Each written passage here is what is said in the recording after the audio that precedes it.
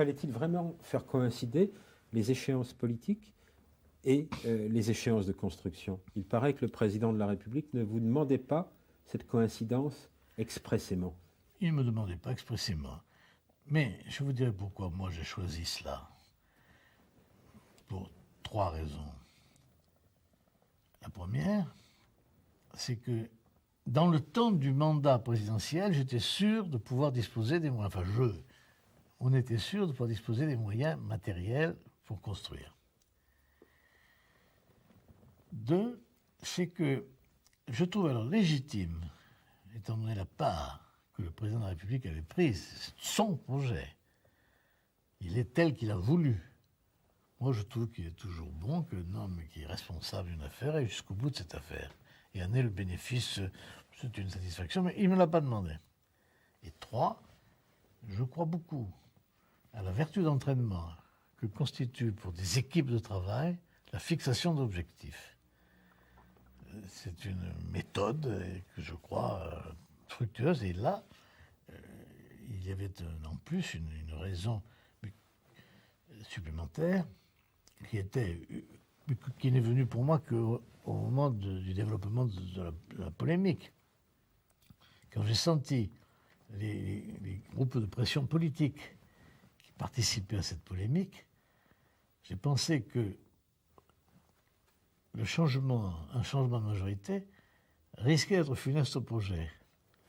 Et j'ai donc pris toutes les dispositions pour que le projet devienne irréversible. Et il ne pouvait l'être que si je l'avançais assez pour... Alors là, j'ai passé un contrat assez particulier avec l'entreprise qui a été adjudicataire, et qui, ma foi, a tenu la route. Comment s'est passé le passage de relais, justement, Émile Biasini, quand vous avez quitté le gouvernement après 1993 ? Le passage de relais s'est fait naturellement. Et la chance a été que le ministre responsable soit Jacques Toubon, qui avait été, je vous l'ai dit, très partisan du projet, même chaleureusement. Et puis Jacques Chirac était informé constamment. J'ai toujours veillé dans mes grands travaux à avoir le contact avec Jacques Chirac. Je vous ai dit la part qu'il avait prise déterminante pour le choix du site. Donc ça s'est passé normalement. On aurait pu, à l'époque de Jacques Toubon, ministre de la Culture, et d'Édouard Balladur, Premier ministre, on aurait pu choisir un autre premier président que Jean Favier.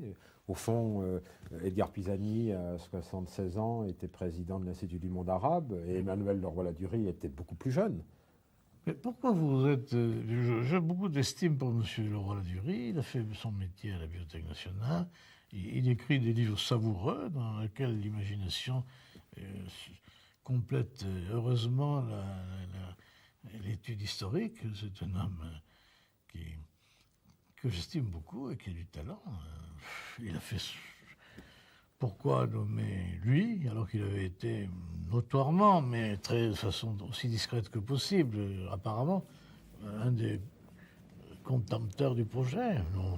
Nous sommes en janvier 1996, peu après la mort de François Mitterrand, s'élève un débat sur la dénomination de la Bibliothèque nationale de France, que d'aucuns voudraient nommer François Mitterrand. Jean Favier dit que dans chaque pays, il n'y a qu'une bibliothèque nationale et qu'il n'y a pas de raison de lui donner le nom d'un homme. Je suis de cet avis.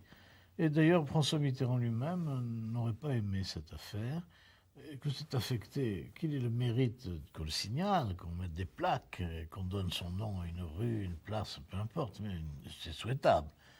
Mais la Bibliothèque nationale de France, c'est la Bibliothèque nationale de France, il n'y en a pas deux, oui.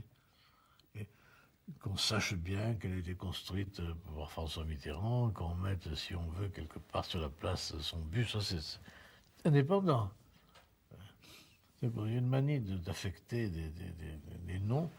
Je ne vois pas le rapport qu'il y a entre, par exemple, Georges Pompidou et l'hôpital qu'on construit dans le 15e. Enfin, c'est un hommage, bravo, et il le mérite. Enfin, non, je suis pour des appellations spécifiques. Les Russes, en fait, pour rappeler le souvenir des noms, des gens.